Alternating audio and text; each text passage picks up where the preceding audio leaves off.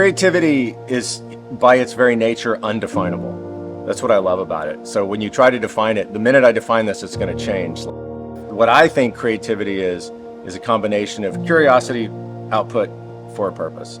And especially when it pertains to advertising, because when you're an artist, you can do whatever the hell you want. You can do anything. And it doesn't even have to mean anything. You can kind of let people layer meaning in it. With advertising, it has to have meaning. I had a creative director present this to me once, the shaker philosophy, which is do not make anything unless it is both necessary and useful. But if it is both necessary and useful, don't hesitate to make it beautiful.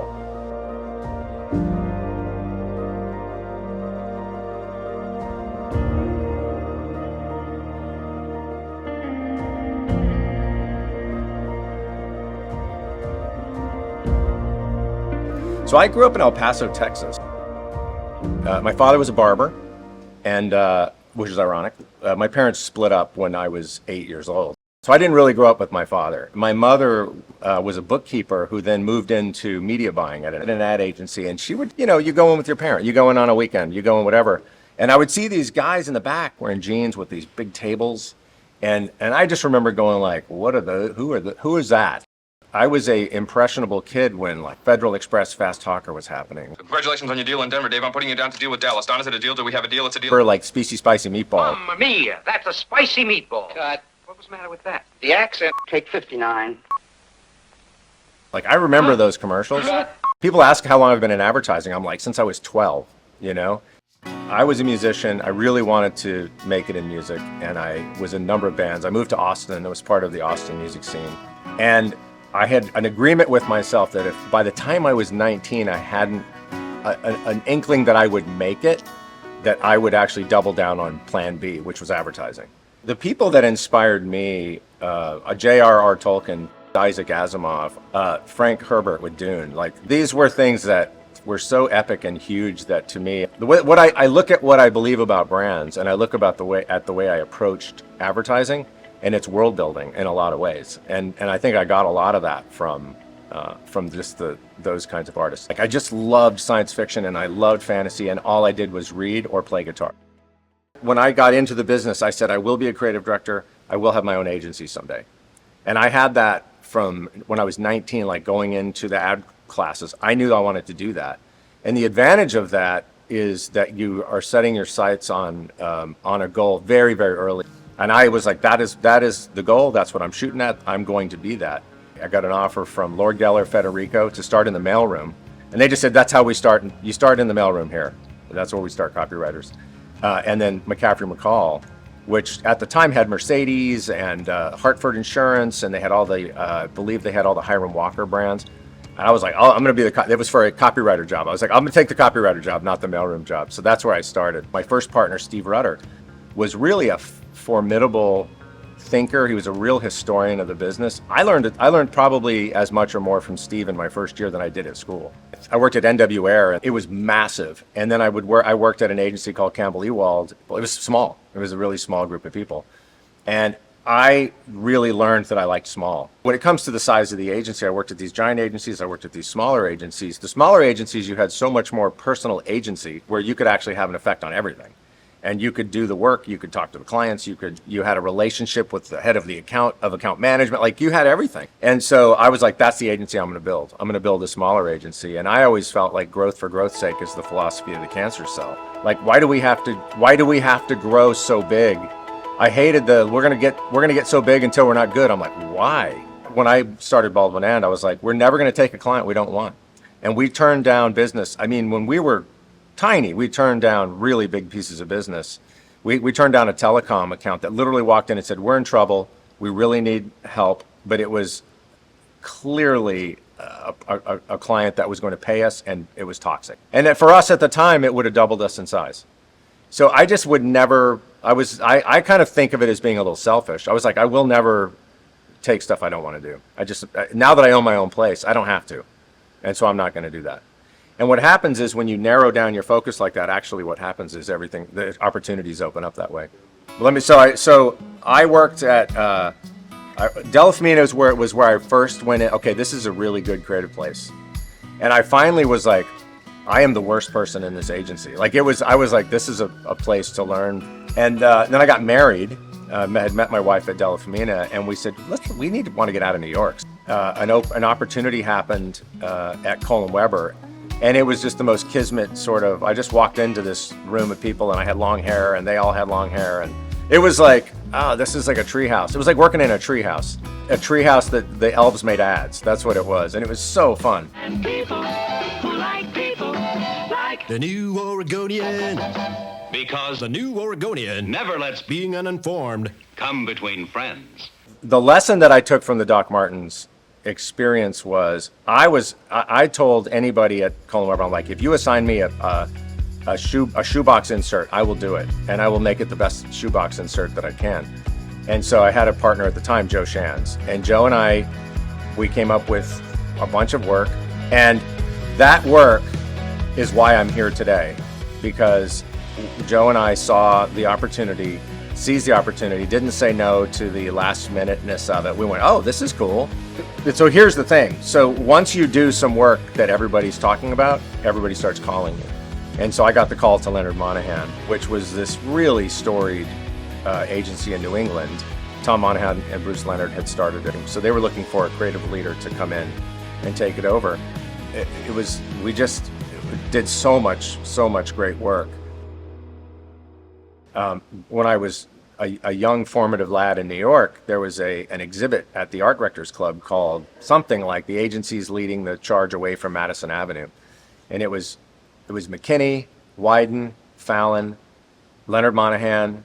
When I was at Leonard Monahan, I got the call from McKinney, and so I was like, McKinney had this special place in my heart, so I made the jump. We did really great work for Audi. We did this thing called Art of the Heist. You started with a live theft at the Audi dealership on Park Avenue.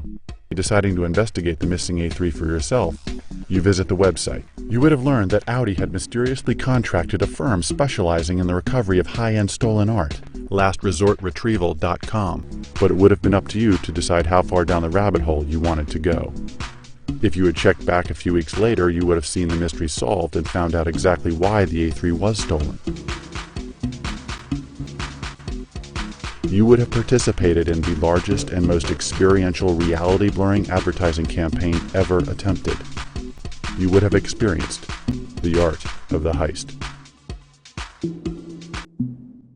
It kind of blew people's minds when we did it, and I think people didn't really know what to think of it. It was so weird, and it really put me back into this world building thing I was talking about with J.R.R. Tolkien and Robert E. Howard and these writers, where I'm like, we're building these worlds, and it really shaped what I think about what a brand is, because I think a brand is it's a promise of behaviors based on a set of values.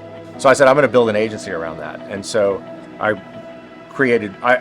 took a year and a half to formulate Baldwin M, but that was the idea, was how do we use a brand to drive a company, not just the advertising, create a brand nucleus within a company that drives everything.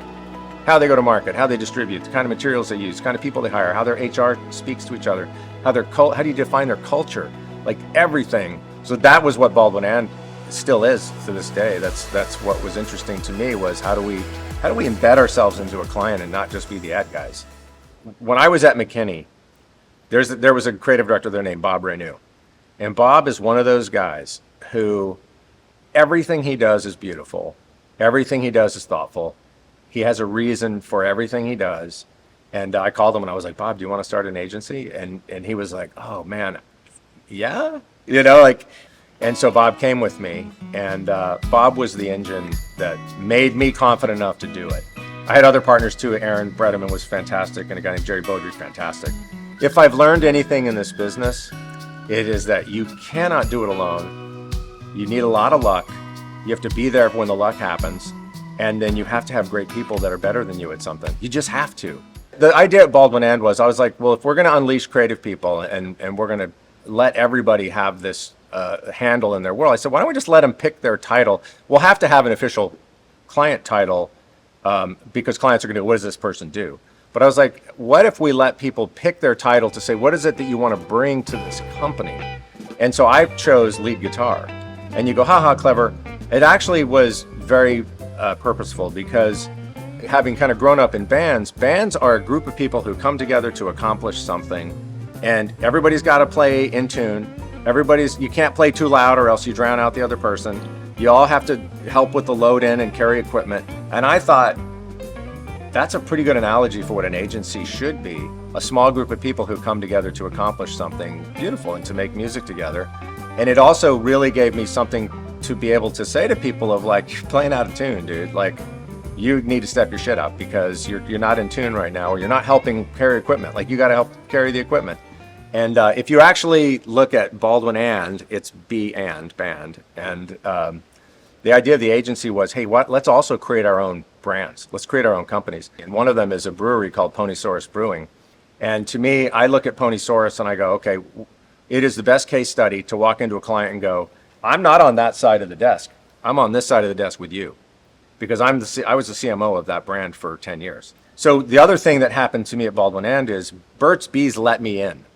And the generosity of letting me in it cemented this business plan even more for me. You know, we were partnered with them through 67% growth. It was insane how much stuff. In celebration of the 40th anniversary of Earth Day, we teamed up with Burt's Bees to help people find their inner Burt, their energy-saving, planet-loving, nature-happy side that they have deep down, just like Burt Shavitz himself.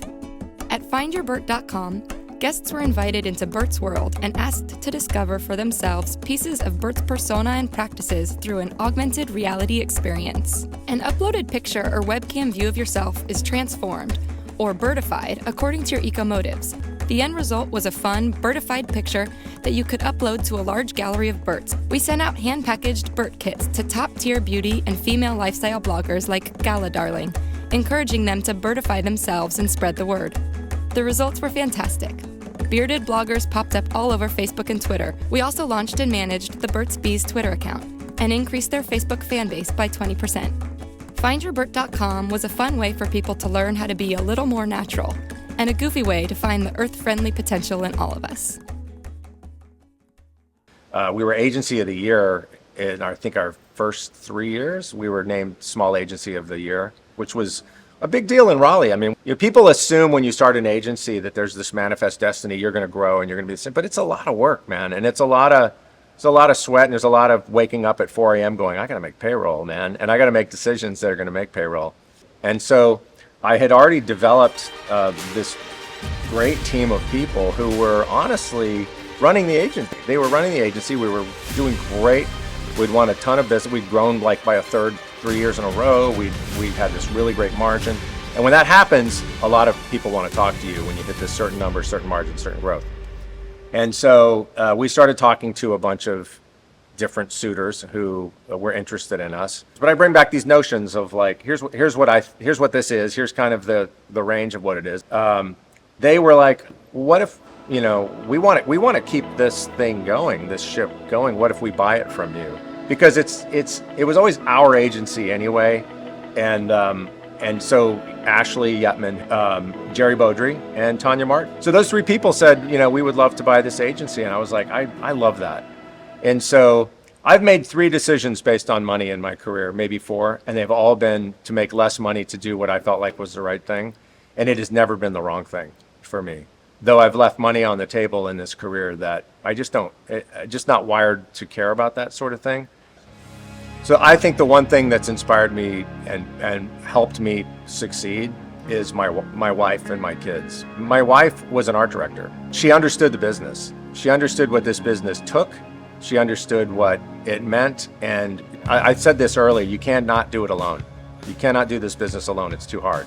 You need people on your side, and my wife was always on my side, and she has been a real a rock inspiration and critic for me for my entire career. She's been instrumental.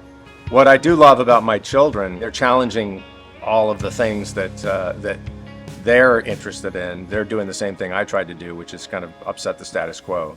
I think the person who affected me the most in sort of where I've gone is Howard Gossage. Howard Gossage changed the way I think about business, not just advertising. It was, what can we do in this world to make things better? And he wasn't satisfied with normal, and he wasn't satisfied with just business results. We all need business results. You can't have a business without it. But he wanted to have an impact beyond that. And for me, I've always felt like if you can use your work to make things better for people and change the world a little, why wouldn't you do it? Why wouldn't you?